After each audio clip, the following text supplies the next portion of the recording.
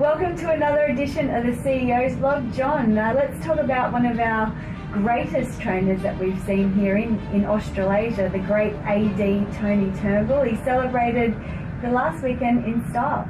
Certainly did, and not only a great trainer and driver, but a great man, AD, and it was fantastic to see him at Tabcorp Park Menangle for the Hyundai Grattan Sprint, and even more so when Atomic Red went across the line first and his granddaughter Amanda was driving. But AD, a long time since he drove in a race, 2002, was his last winner at Forbes, and of course he trained his last winner at Parks in 2009. So many happy returns.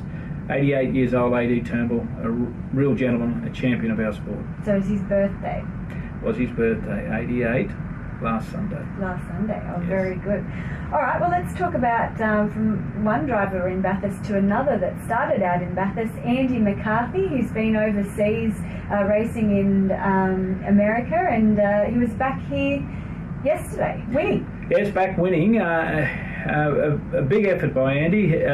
He's come back to Australia to help his poor ailing father, who has had an operation for a hernia just recently and is out of action. But Andy came back. He threw the silks on at Menangle in the afternoon, and then hopped in the car and went up the M1 to Newcastle, where he scored the first winner back this year. So Andy McCarthy, great to have him back here. Champion driver, of course.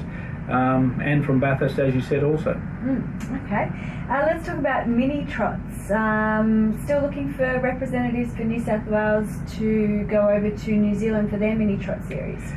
Plenty of applicants so far, but the applications close tomorrow.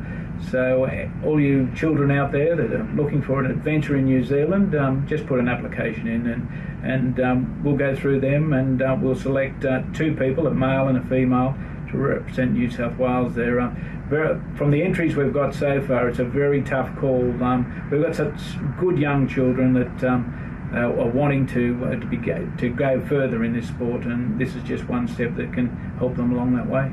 Yeah, well, talking about Newcastle winners yesterday, Andrew Burke drove a winner at Newcastle yesterday, and he represented New South Wales in that exact series over in New Zealand. Was it last year? I think it was the year before, but the years get away on me. It's my age, I suppose. But yes, Andrew was a very worthy representative, and whomever we select this year will likewise represent New South Wales very well as our ambassadors at in New Zealand. Very good.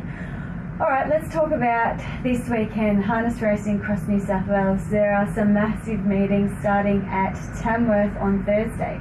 The Golden Guitar, 10 super races. It's been a bit warm up in Tamworth, but I know the committee, Julie and the team have been working very, very hard, and it'll be a great meeting. But Tamworth has been a real shining light over the last 12 or 18 months, so good luck to them and anyone in the area.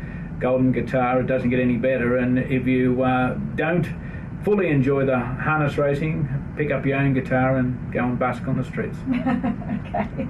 All right. Then Friday, we've got the Breeders' Plate Leeton. Yeah, traditional, time-honoured. It's 40 years or more old, the Breeders' Plate. We have a nice field, of course, of 10 runners in this race, the babies.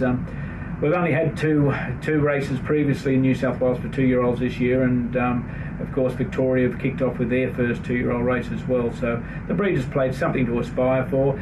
What is interesting to see, Steve Maguire has a good runner there, and Stacey Elliott coming all the way down from Newcastle. So it just proves the value of this race, or the worth of this race to participants. The horses in the race are of good quality, and we encourage them to go along and everyone else to go along and enjoy this wonderful meeting. Yeah, well, in the $40,000 Breeders' Plate, there's a horse that came from the Ready to Run sale as well. Yeah, that's right. The Ready to Run sale, it was only conducted in December, so maybe for the owners there's a real quick return. All right, well, also that night out west in Parks, they have their memorial meeting. Memorial meeting, it's sort of stuck in amongst quite a few very major meetings, but still a strong meeting. It's Australia Day every year, a race meeting in Parks, and whilst they only have 7 races, there's a few people there that have really served the club well, who they are honouring through memory of these races. Okay, and then we move into Saturday, June Eve. We've got their Carnival of Cups.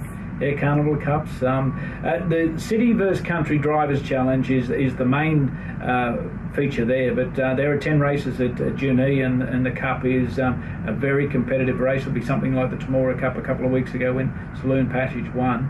But 10 races at Junee. There's plenty on, and then we have to roll on to Goulburn. Yes, Sunday. Yes, Sunday at Goulburn, and we've got the Frank and Edna Day Memorial Cup, a Goulburn Cup.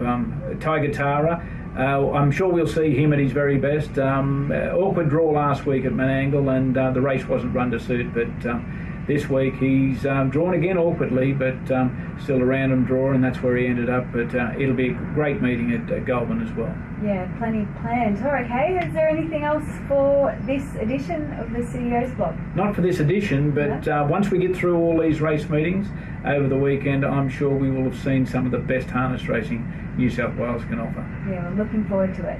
Well, don't forget, Menangle is also on with 2 Country Series finals on Saturday night. So anybody that can do all the meetings, there will be a reward because they will have enjoyed themselves. Do you think someone will? Won't be me. Won't be me either. So, okay, thanks for your time this week, John. Thanks, Amanda.